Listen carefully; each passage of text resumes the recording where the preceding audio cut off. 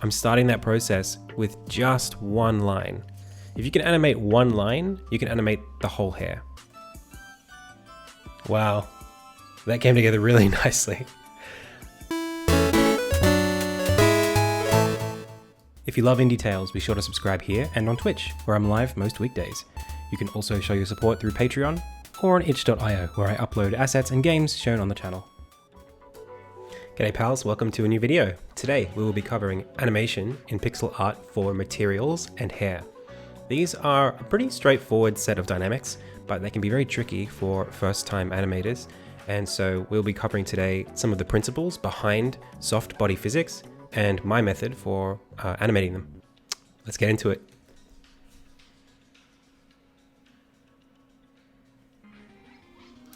So, animating hair and clothes. Any kind of material and hair all follow the same kinds of dynamics, and with pixel art, you don't even really need to know the differences between them. So I'm going to cover the basics and we'll get into it. So the first thing you want to know is that the dynamics behind all of this stuff is called Softbody Physics. And Softbody Physics is basically made up of two components. You have a point mass and you have a spring. That's how we simulate these things in computers. In reality, of course, materials are what they are and they can be made of varied things. But if you abstract it all out, you can kind of talk about these things with these basic elements. So the way this works, generally speaking, is with any kind of hair or a flag or clothes, you have generally an anchor point. This is a point that is fixed to a rigid body. So something that is a soft body can flex and move, and a rigid body like a bone is fixed. Okay, so you have an anchor, and then you have a series of connected point masses. Okay. And each point mass is like a particle, so it has its own gravity and it falls according to gravity, but it's also connected to the rest of the point masses. The connections between those point masses represent the material's elasticity, its flexibility, its air resistance, things like that. So each point mass experiences gravity, like I said, while bound to the point above. So assuming that there's no specific shape to the actual material that we're talking about, every point will experience gravity. It will want to go down, but it will always try to rest, directly beneath the anchor. So this wants to go, straight down in a series of points like this. And each point, if it was strapped out like this, they're all going to try to fall and, eventually swing until they rest at this, point that's directly below the anchor. Now, the most critical thing here that you need to know, it's really just one lesson. And that lesson is that the connections create a chain of delayed motion down the material. So if we move the anchor up, kind of like a rope or a chain, each point will respond based on the fact that they're connected to it, but this response is kind of delayed and dampened as we move down the list. So for those of you who have ever set foot in a gym, not me, that rope exercise where you're sort of like flicking the rope up and down, that is basically the exact same experiment as this here, where if you watch this and you move it up and down in a sine wave, that sine wave will appear to travel down the chain over time, okay? And it will also dampen over time too. So cloth materials represent a mesh of point masses. If we have something like a flag, you can see here, we can represent this as two anchor points, and then a mesh, right? This lattice of all of these points. And so the motion of a flag being, waved in the air by somebody or by the wind, that's all going to be explained by how these points interact, down the flag, away from this anchor, over time.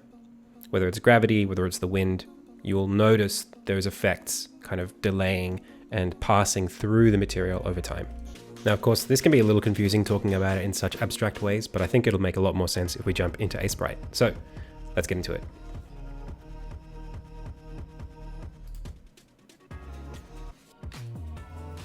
Okay, here we are in Aseprite. I'm going to create a new file, new.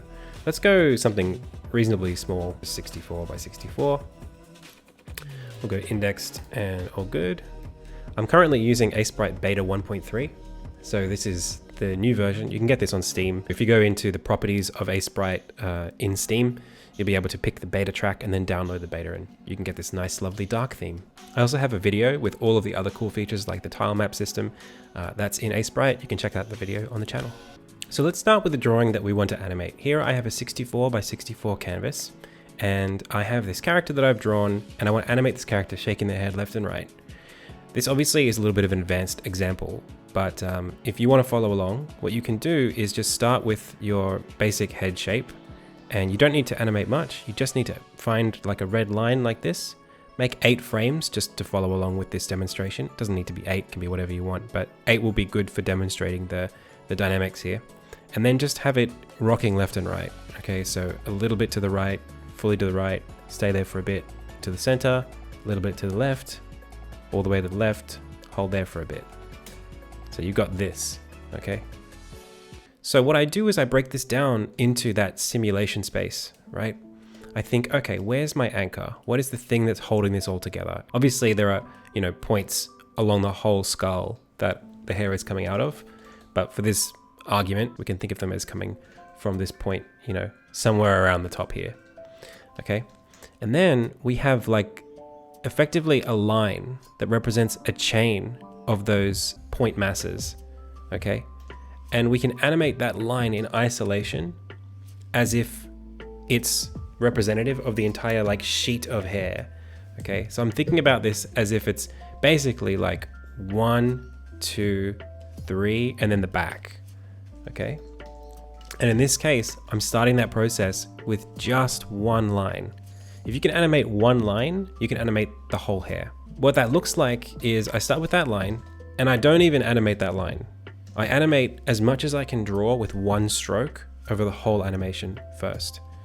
So let's just take the hair that's designed here, and I'm gonna copy it and paste it for reference across all of these frames, but I'm gonna make it really subtle, because all I really care about is the points, like where is the fringe line, where are the edges of the bottom of the hair. And what we're gonna do is we're gonna take this, probably just animate for now, like maybe this much, just like this first half, and we're going to do the simulation. So first we animate this point. What's happening to the point? Yeah, the point's probably going to be moving like this. Back here, and then it's going left, left, here. Okay, so that's going to drive the animation. That's our anchor point. The next thing we want to do is on a new layer, and I like to separate these into layers just because it's a bit easier, is I'm now going to make this follow along, and I'm going to treat it like every pixel is kind of delayed from the pixel above it, right? Every pixel down is delayed. So on this frame, we had the pixels here. These ones are going to follow pretty much directly, but the other ones are going to stay behind. So you can see here, there's like a bit of a lag, and most of these are still back where they were on the previous frame. And then we're going to go even further. And now we've probably got a little bit more coming along. Maybe we'll make it a bit more loose. And then on the next frame, this is going to rest.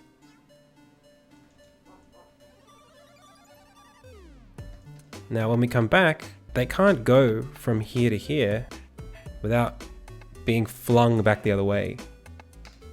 Okay? Because this is still moving, they've still got a velocity here. So this next frame, these are going to be like this. It's like a whip, right? And then we're going to come back again. And then we're over. Resting.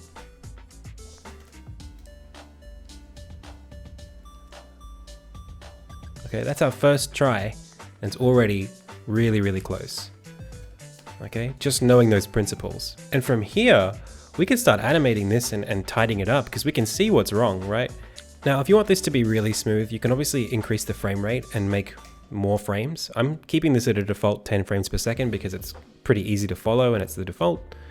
But of course, the more frames you add and the smoother you make these transitions, the easier this will be to look, you know, really polished and really smooth. I would say something like 12 to 14 frames per second is quite smooth. So this could be a little more flicked back this way.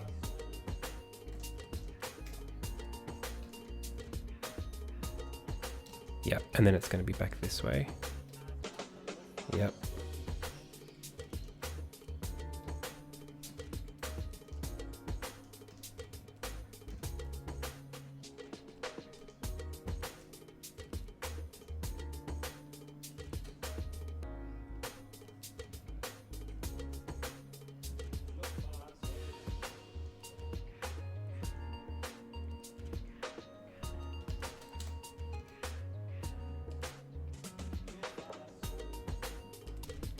And it's really just a question of like, as you're watching this move, you're thinking, does the transition between these steps feel natural? So does it make sense for this to have traveled this far on the next frame? Yeah, it's not so bad, pretty good.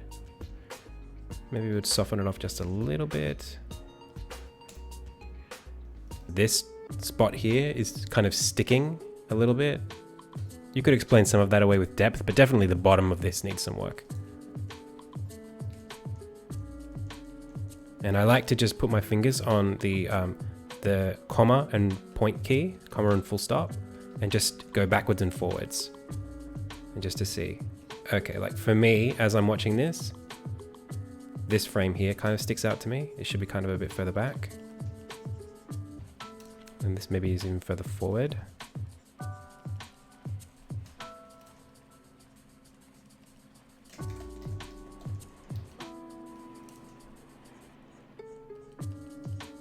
A little smoother. And there should be no drastic changes in any of these shapes. This is very smooth, right? Give this back this way.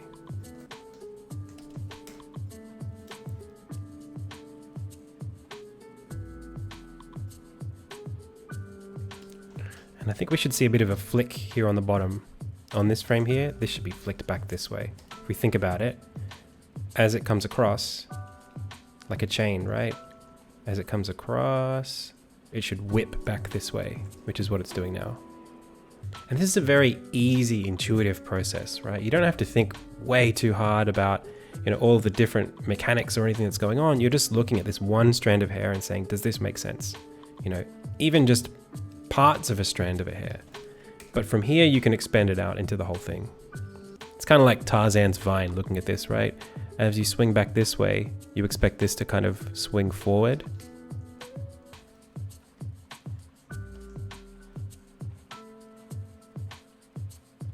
Now, because this is a loop, we started from still and then we animated. So usually what happens is as you come back to the beginning again, you have to change it because now you've got the context of what happened to the frame before. Whereas the first loop we were starting from a resting position. So eventually you usually do have to come back to that very first frame and play with it a bit more. So this little step here kind of feels a bit off. And the smoother you can make the transition in these pixels, the more, Bezier you can make this curve, the more natural it'll look, especially for hair. But this works for everything. This works for materials, for flags, it's all the same thing. And I just want to draw your attention again to this idea of the gravity shifting down, right? This delayed motion effect. Okay, and you can see it here on this side too. The sine wave is kind of like traveling down the strand of hair.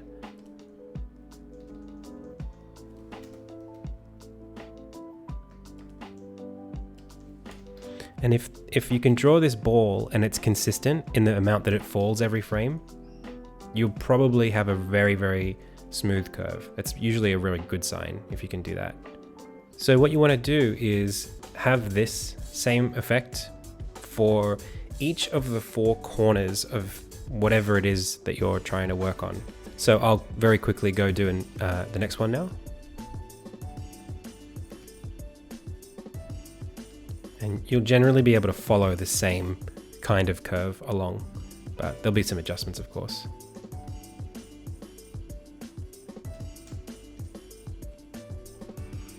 But the second curve should definitely be easier because you're following the same motion.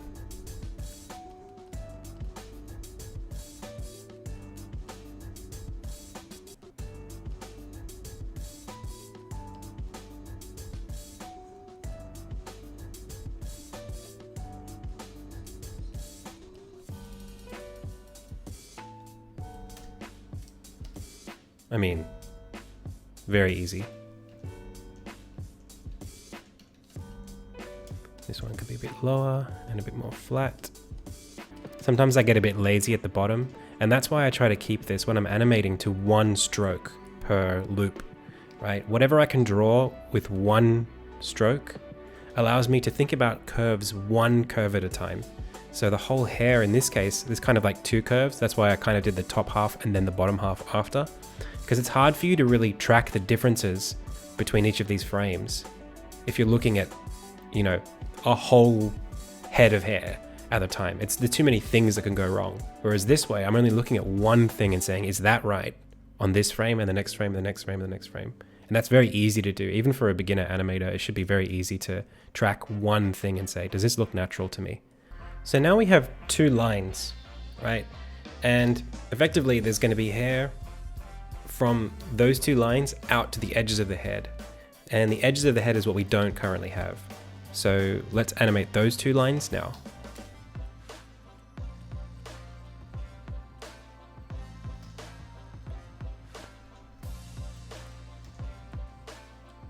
And this should be a bit easier because it's only just going to sort of come up against the side here. And we're not even going to see it on some of these frames. It's only going to really fan out as the head moves a lot, but most of the time it's going to stay pretty stationary.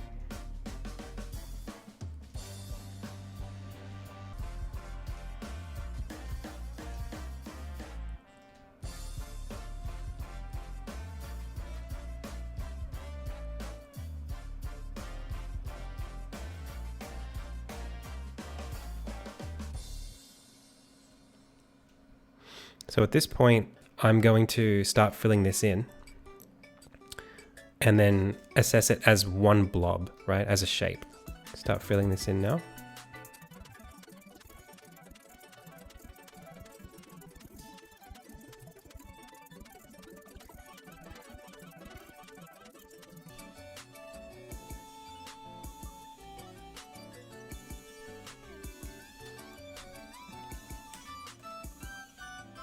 Wow, that came together really nicely. Goodness. Yeah, awesome.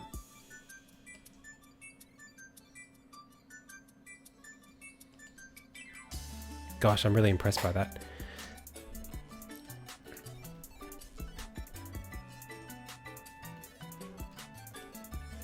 So it's the same principle, right? It's the same thing. We've got the same curves. Okay, so the same down and then curve, down and then curve.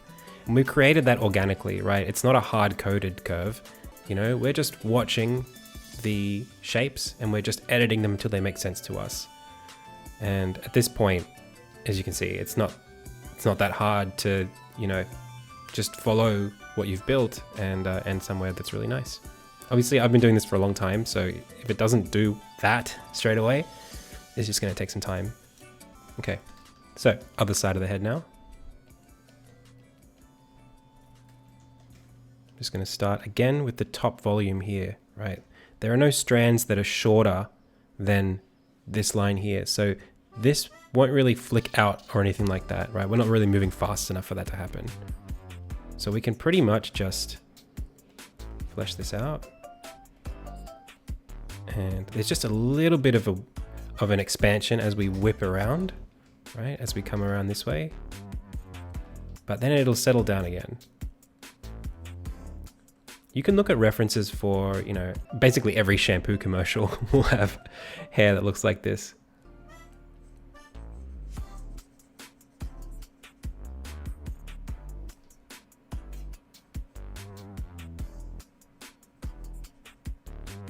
What's important is just getting the lines on there, right, at this stage. Always move forward in the smallest increments, but move, you know, don't just sit there trying to fix one pixel over and over again.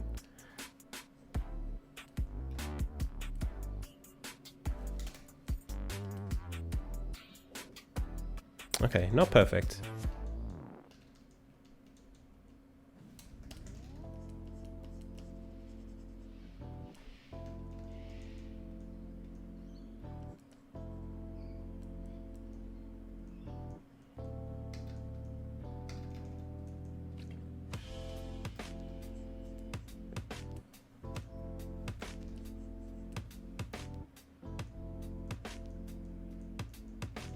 Yep, nice.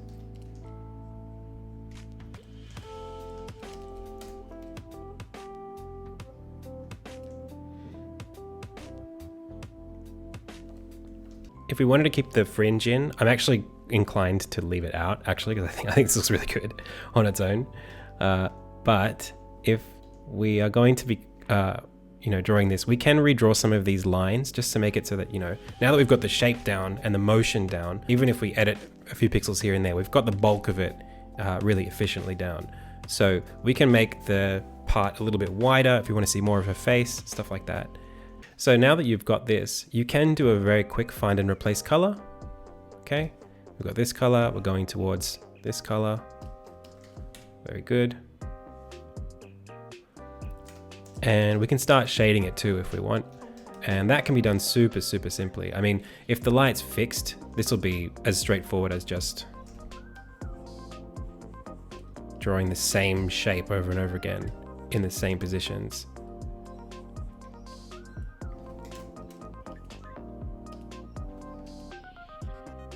For the most part. And then we shade this the same way we normally would. So we think about light particles coming down. Okay, this is top lit. And we think, okay, which parts of the hair are the most horizontal? Which parts are going to catch the light? You can even see it in my hand here, right? As my hand becomes perpendicular to the light, it becomes brighter. So same thing here. This hair is going to be brighter here, right? Because that's flatter. It's looking at the sky. And it might serve us here. I'm thinking, just for the sake of that light, if we keep a little bit of a flick at the bottom here, we can just sort of watch this line fade out, right? From up here, down, down, down, down. With this little flick here, we get to watch that disappear. That continuity is really important in animation. Letting the eye be able to track where something is going, super important. So like this frame here, watching this big shape just sort of disappear on the next frame, it makes me want to extend this out just a little bit, the bottom of this, and it makes sense, You can kind of think of animation as just like a series of photographs, right, over time. And so, maybe if this photo had been taken slightly earlier, we would have seen that flick just disappear, right? And it actually makes it a bit easier to track now that we've got it there. So I don't have any qualms about adding in that little extra bit there, because it'll make it easier to follow.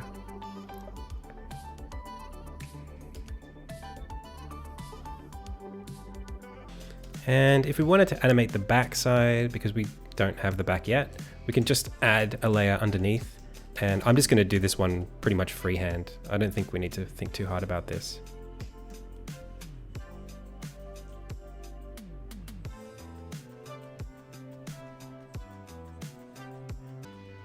And we can remove the onion skin, and that leaves us with this. From here, I would just follow up with shading over the head to match the animation. So I would take this, and using the shade brush, this becomes very easy. Just following the contour of the hair. This makes it a little more real.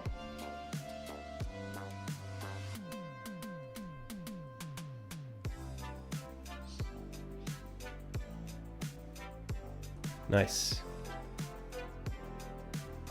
And of course, if I was going to go really crazy with this, I would maybe add a bit of specular lighting on the hair. I don't draw a lot of hair, but just a little bit of shine here might help. Cool.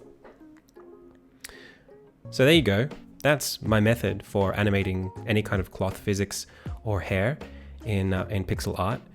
I know this was a very advanced example, but I hope you could see by how easy it was that the principles there can be used, basically with any example at any pixel scale, and the same results should be something that you can find for yourself. Catch you in the next one. Hey pal, thanks for watching, and thanks most especially to the patrons and Twitch subs who support this channel and my game dev project Insignia. To find out more, click the links in the description below. And if you like this video, tell YouTube by clicking the like button, and then YouTube will tell me, and then I'll make more videos. That's nice. Thanks again, and until next time.